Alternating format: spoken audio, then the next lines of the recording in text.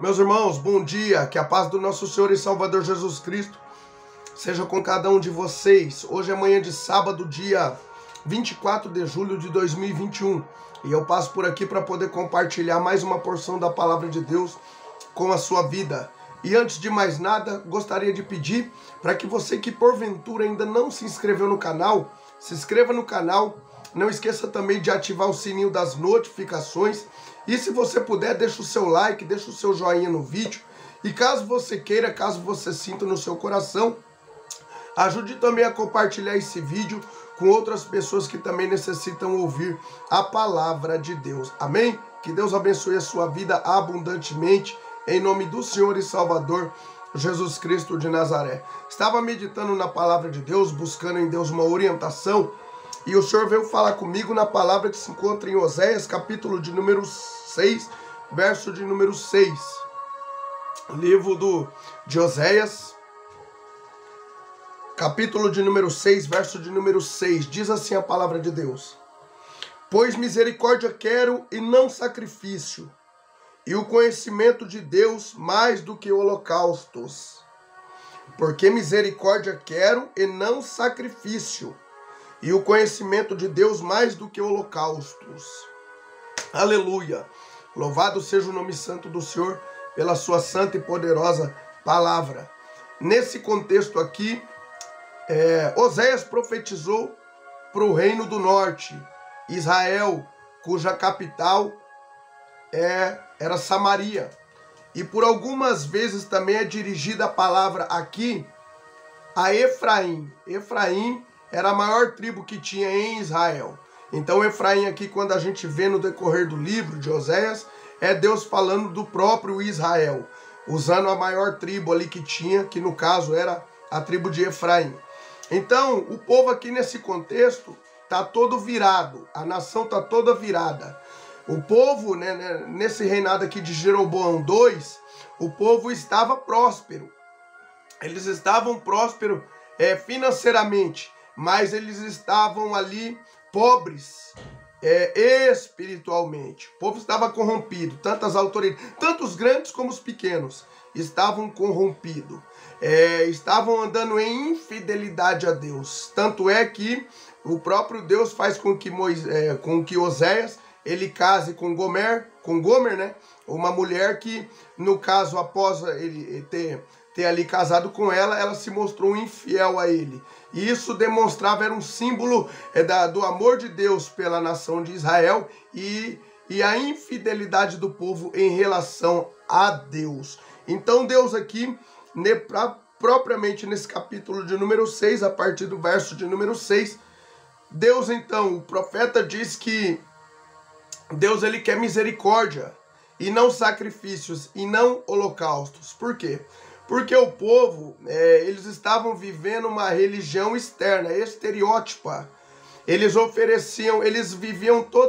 eles praticavam toda forma de pecados diante da presença de Deus, e depois eles vinham até a presença do sacerdote ali, e eles ofereciam seus sacrifícios, que estavam estipulados ali em Levíticos, desde o capítulo 1 ao capítulo de número 7, vamos ver ali os sacrifícios que então o povo judeu ofereciam a Deus, ofereciam aos sacerdotes, para que por meio desses sacrifícios eles pudessem ali adorar a Deus e pudessem também serem perdoados por Deus.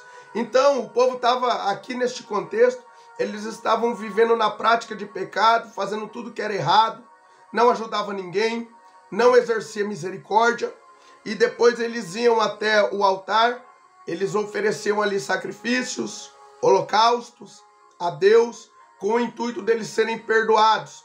Porém, a cada dia suas práticas não mudavam, o interior de cada um deles não mudavam, eles continuavam andando distante da palavra de Deus. Eles não tinham um conhecimento que Deus gostaria que eles tivessem em relação a ele. Eles não estavam tendo.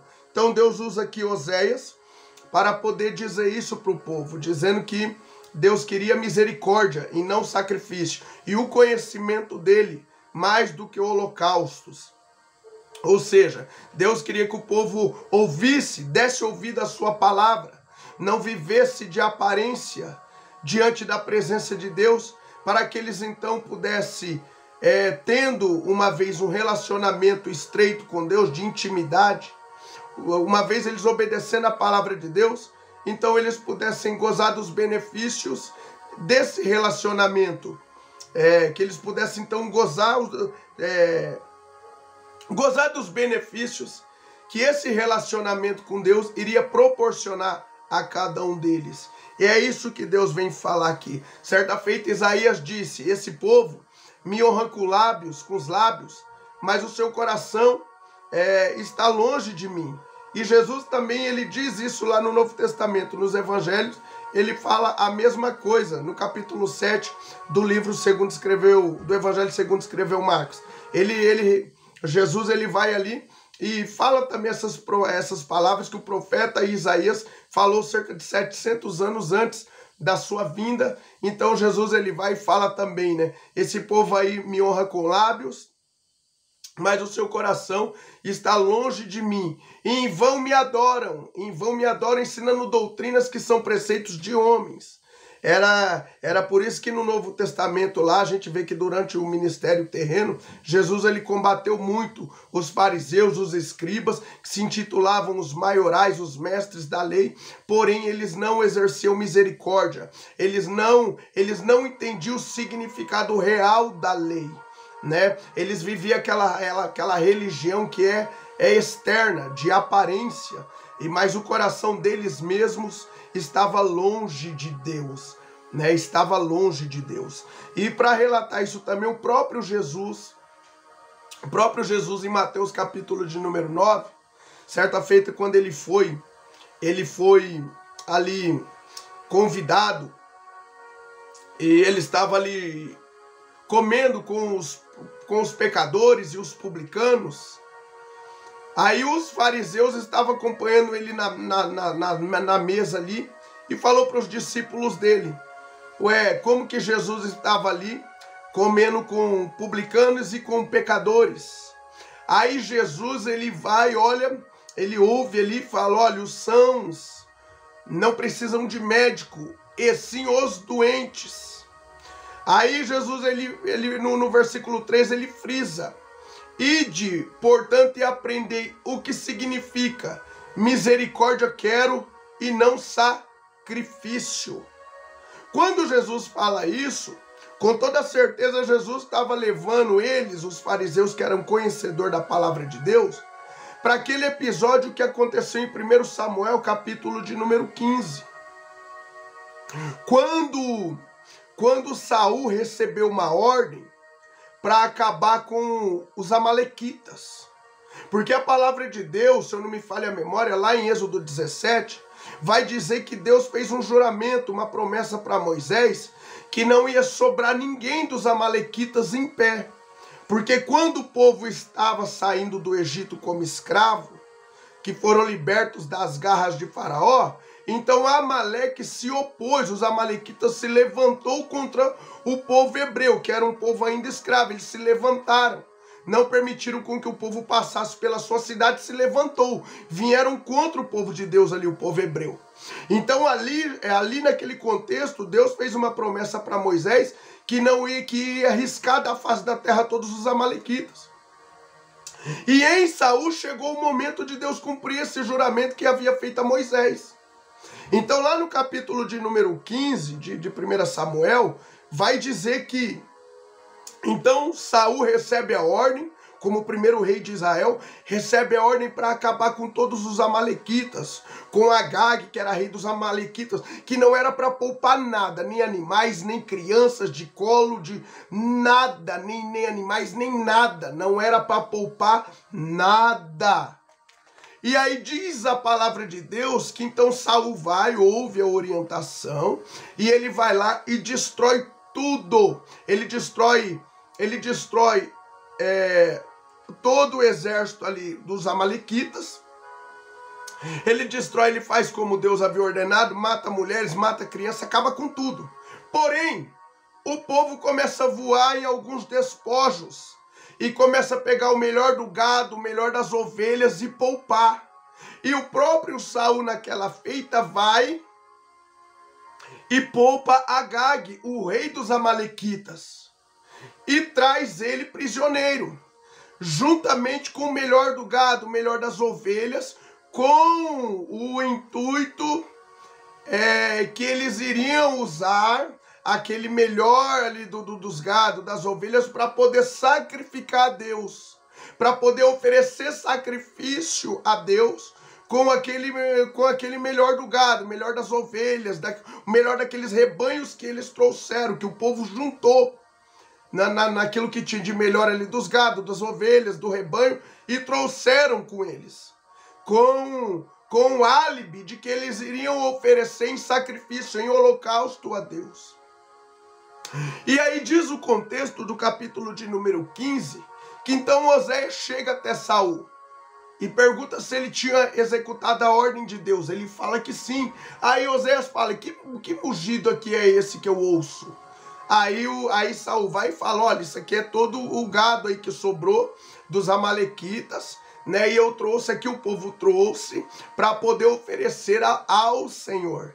Então aí Samuel, ele começa a mostrar que na verdade Saul mais uma vez havia rejeitado a palavra do Senhor.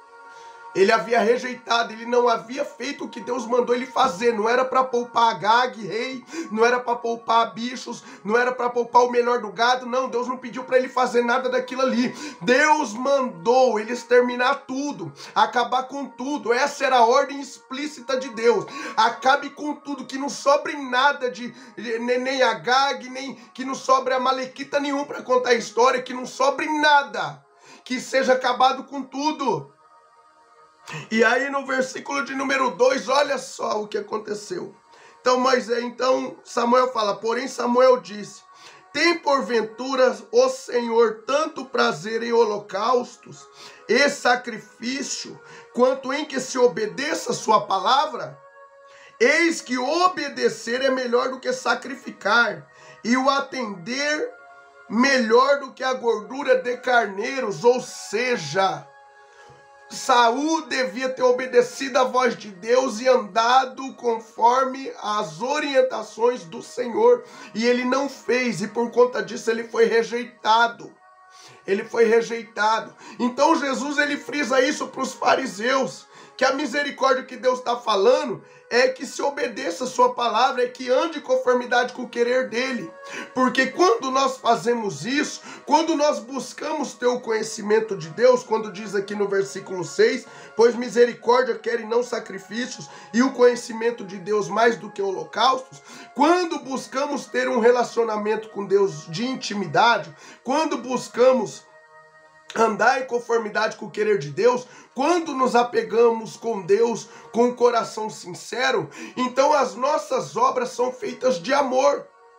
Então as nossas obras são feitas por meio da fé, são obras de amor. Você entende que a misericórdia, a Bíblia fala que vai triunfar no juízo. Você então vai ser menos crítico. Você não vai ficar julgando aí a torta e a direita. Você vai aprender a exercer misericórdia, porque você vai entender que Deus, ele é justiça, ele é, mas ele também é misericórdia. E a Bíblia diz que a misericórdia vai triunfar no juízo. Quando nós buscamos a conhecer a Deus, quando nós procuramos se achegar mais até a Deus, então nós vamos entender que a dor do próximo é a nossa dor também. Você vai aprender que quando você vê uma pessoa em necessidade e você tem os recursos, você vai estender a mão para ela. Você vai entender que, embora você esteja na presença de Deus, essas pessoas, talvez o mendigo, a prostituta, o traficante, eles também são amados por Deus. E Deus também está manifestando a misericórdia dele sobre a vida deles, como manifestou um dia na sua. Então aí você não vai aprender a julgar. Você vai entender que Deus também tem um plano na vida deles. E que Deus é perito em tirar do lixo e transformar em luxo.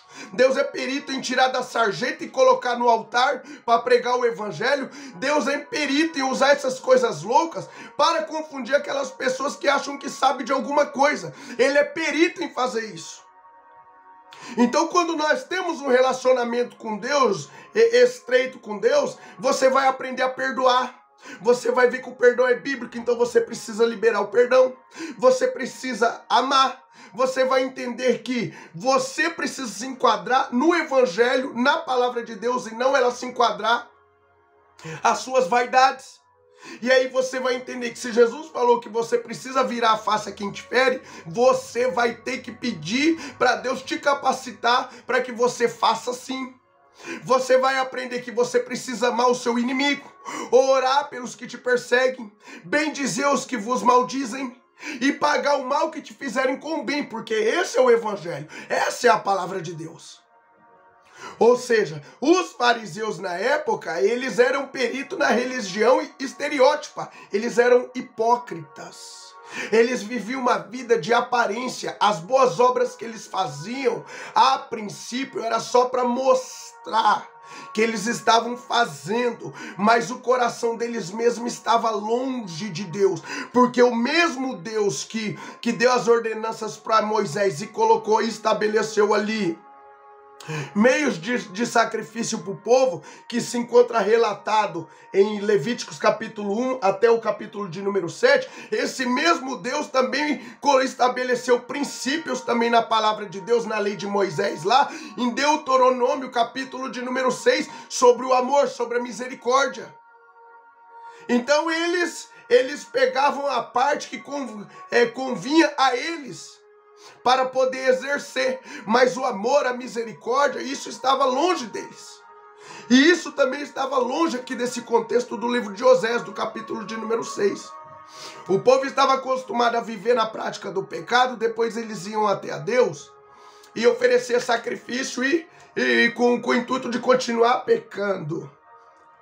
Ou seja, o povo não estava ali com suas vidas transformadas. Então hoje, quando Deus ele está falando para nós que quer misericórdia, ele quer aquela religião que vem de dentro. Ele quer que nós vivamos uma vida em conformidade com o querer dele, que aprendamos a fazer o que a Bíblia nos orienta, a amar o nosso próximo, a perdoar, a estender a mão a quem precisa, a julgar menos, a estender mais a mão. Ou seja, que a gente pratique obras de amor, entendendo que é o que Deus quer que venhamos a fazer. E não que venhamos a ficar vivendo uma religiosidade, uma vida de aparência, uma vida de hipocrisia. Ah, eu tô na igreja, o povo tá me olhando, eu vou estender a mão aqui. Ou seja, só na hora que convém. Eu vou praticar as boas obras ali, só na hora que convém, para que o povo veja o que eu estou fazendo. Isso é hipocrisia diante de Deus. Isso é hipocrisia. Isso é resultado de uma pessoa que não nasceu de novo.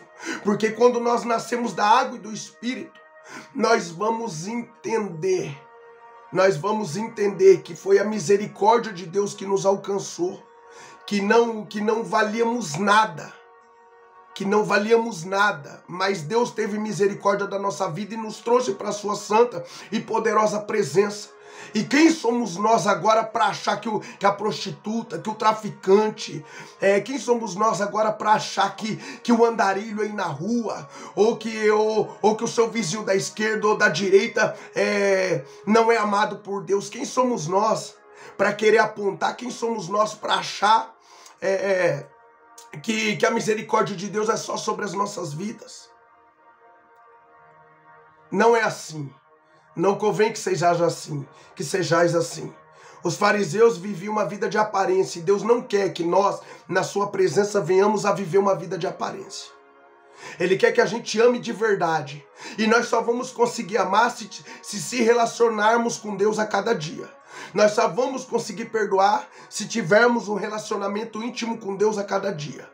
Nós só vamos conseguir executar as ordens de Deus e colocar em prática o que a Bíblia nos orienta a fazer se você estiver a cada dia buscando ter um conhecimento de Deus, por meio da palavra, por meio da oração, jejuando para que você possa se achegar mais a Deus, mortificando mais a sua carne, para você deixar o seu espírito mais vivo diante da presença de Deus. Se você então e eu não agirmos dessa maneira, não tivermos a voluntariedade em querermos nos achegar a Deus, não adianta nada. Você já viu que tem pessoas que entra campanha e faz entra e sai campanha, ela tá lá na igreja, bate, vamos supor assim, ela é fixa nas quinta-feiras ali porque é dias de campanha. Só. E muitas vezes aquela pessoa ela só quer o milagre de Deus, mas ela não quer o Deus dos milagres. Aí a pessoa sai de campanha e vira campanha, mas o intuito dela é só campanha. Você viu que tem muitas pessoas que daí também na igreja é uma coisa e na rua é outra? Não condizem, vivem uma vida de aparência, de hipocrisia. Não é isso que Deus quer. Tem pessoas que estão na igreja só interessadas em buscar as bênçãos de Deus, mas não está interessado em ter um relacionamento com o Deus das bênçãos. É isso aqui que acontecia nesse cenário. E no ano de 732 aqui, Damasco foi saqueada, foi pega ali. E depois no ano de 722 os assírios veio e acabou com Israel. Acabou, levou para o cativeiro, dispersou as 10 tribos. Ou seja, aqui nesse contexto, porque o povo estava ali sendo infiel a Deus, eles não queriam conserto. Então Deus nos chama hoje para um conserto, para que nós possamos viver em conformidade com o querer dele e tirar a hipocrisia das nossas vidas, para que nós possamos viver o verdadeiro cristianismo, o cristianismo de amor, que estende a mão, que ajuda, que aponta menos, que ajuda mais. Não adianta a gente estarmos dentro da igreja adorando a Deus, dizendo que estamos adorando a Deus, mas temos recurso para ajudar alguém que está necessitado e não fazemos. Isso é hipocrisia, isso não é evangelho. Não adianta você tá dentro da igreja dando glória a Deus e aleluia, e você vê pessoas do seu lado passando dificuldades, e você tem recursos e você fecha os olhos, você não estende a mão. Isso é hipocrisia. Não é isso que Deus quer de nós. Deus ele não age assim. Não adianta você estar dentro da igreja ouvindo a palavra de Deus, mas não deixar a palavra de Deus operar a transformação que Deus quer que ela opere no seu interior, para que você possa viver a cada dia em novidade de vida, colocando em prática tudo aquilo que Deus tem orientado para você por meio da sua santa e poderosa palavra. Não adianta. Você vive uma vida de aparência, de fachada, de hipocrisia. Você pode até passar batido diante do homem, mas aos olhos de Deus, eu e você não enganamos. Então Deus ele nos chama aqui para que a gente possa conhecê-lo. Porque quanto mais a gente chega de Deus, mais misericórdia a gente exerce. Quanto mais se aproximamos de Deus, mais vamos estender a mão a quem precisa, mais vamos atender ao clamor dos necessitados, mas vamos perdoar, amar e assim por diante. Porque é dessa maneira que Deus quer que venhamos a proceder diante da sua santa e poderosa presença. E não ficar aí vivendo uma religião estereótipa, de aparência. Vou para a igreja, faço boas obras. E aqui eu estou falando para você não fazer. Não, continue fazendo. Mas mais do que sacrifícios e holocaustos, Deus quer que você tenha conhecimento dele, Deus quer que eu tenha conhecimento dele e que eu e você estejamos dispostos a colocar em prática tudo que a palavra de Deus nos orienta a fazer e vivermos não conforme você e eu queremos, mas sim conforme o querer de Deus, fazendo aquilo que agrada a Deus. E aqui a palavra de Deus vai falar que o obedecer é melhor do que sacrificar. O obedecer, o viver com Deus, conhecendo a Deus todos os dias, é melhor do que sacrificar. Certa feita, Jesus falou para os discípulos e para toda aquela multidão que o estava o ouvindo, capítulo 8 de João, verso 31, ele disse assim: disse, pois, Jesus aos judeus que haviam crido nele: se vós permanecerdes na minha palavra, sereis verdadeiramente os meus discípulos. Ou seja, não basta só ouvir, eles tinham que agora permanecer nas palavras de Jesus, fazendo aquilo que Jesus estava orientando para que eles viessem a fazer por meio da sua santa e poderosa palavra. Aí sim eles eram tidos como discípulos verdadeiros de Jesus. E é dessa maneira, procedendo também desta forma, que eu e você vamos sermos considerados discípulos verdadeiros de Jesus. Amém? Amando, perdoando, ajudando, estendendo a mão a quem precisa, usando de misericórdia e fazendo aquilo que Deus quer que a gente faça, tendo um relacionamento íntimo com Ele e vivendo tudo aquilo que Ele tem para viver. E vivendo tudo aquilo que Ele projetou para que venhamos a viver diante da sua santa e poderosa presença. Amém? Talvez se você não está conseguindo ainda viver conforme o querer de Deus. Quem sabe você está vivendo uma vida de hipocrisia. Te convido nessa manhã também a você fazer uma reflexão e se consertar com Cristo, tá? Para que você possa viver em conformidade com o querer dele e o nome dele ser glorificado na sua vida. Pois ele te ama, ele me ama, ele quer o melhor para você, ele quer o melhor para mim, ele tem o melhor preparado para você e tem o melhor preparado para mim. Mas ele não quer que você se perca, ele não quer que eu se perca, ele quer que venhamos a viver conforme o seu querer, para que o nome dele possa ser glorificado nas nossas vidas. Amém? Fique com essa palavra em nome do Senhor Jesus. Curve sua cabeça, feche os seus olhos. Eu quero orar pela sua vida nesta manhã. Senhor, nosso Deus e nosso Pai,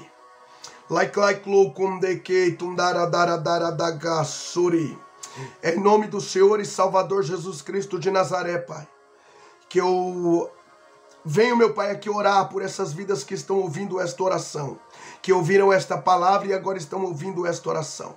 Pai, eu te agradeço, Senhor, pela tua palavra.